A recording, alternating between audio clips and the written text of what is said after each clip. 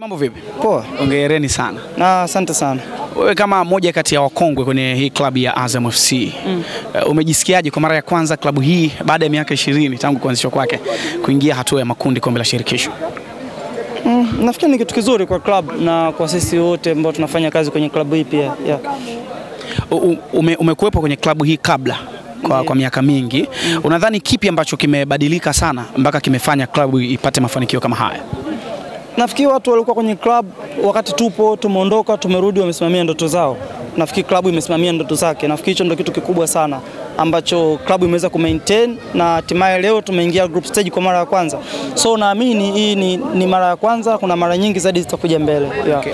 Klabu ya Azam ni moja kati ya klabu hapa Tanzania ambazo zina uwezo kupata kila kitu ambacho zinahitaji.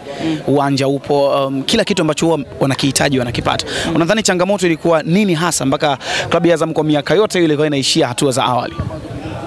Nafikiri umesemea kwa Tanzania. Sidhani kama mnajua kuhusu klabu nyingine za nchi nyingine zinavyoinvest pia. So nafikiri comparison nzuri ni kwanza kujua wengine wanafanyaje na nyinyi mnafanyaje. So naamini Azam ilikuwa inawekeza kwa nafasi yake na uwezo wake, lakini na wengine walikuwa wanawekeza kwa uwezo wao na nafasi yao. So ndoto na investment imekomaa, nafikiri kwa wakati huu imeweza kufanikisha kufikia hatua ambayo klabu ilikuwa inaitaka. Okay. Na namna ambavyo kocha mkuu Florent Ibenge anafundisha, ni namna gani imeleta mabadiliko kwenye kikosi cha Azam tangu umejiunga kwa msimu huu? Msimu karibia 9 au 8 iliyopita sikuwepo. So naweza kusema kwa sasa mwalimu amefanya kazi yake kama mwalimu na sisi wachezaji tunafanya kazi yetu kama wachezaji. So siwezi kukompare na miaka ya nyuma kwa sababu sikuwepo miaka kama 8 iliyopita. So kusemea kwa sasa nafikiri tuko well organized kwenye kila kitu. Defending, attacking na kila kitu. Nafikiri dressing room yetu iko very healthy.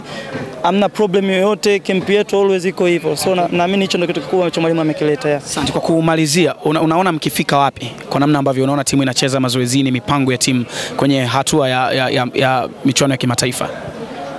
Siwezi kusema kwa sababu Azam ndo mara ya kwanza imefika group stage. So siwezi kuahidi kitu ambacho sijawahi kukiona na klabu ambayo haijawahi kukiona. So it's a process. Tumeshaingia stage hii.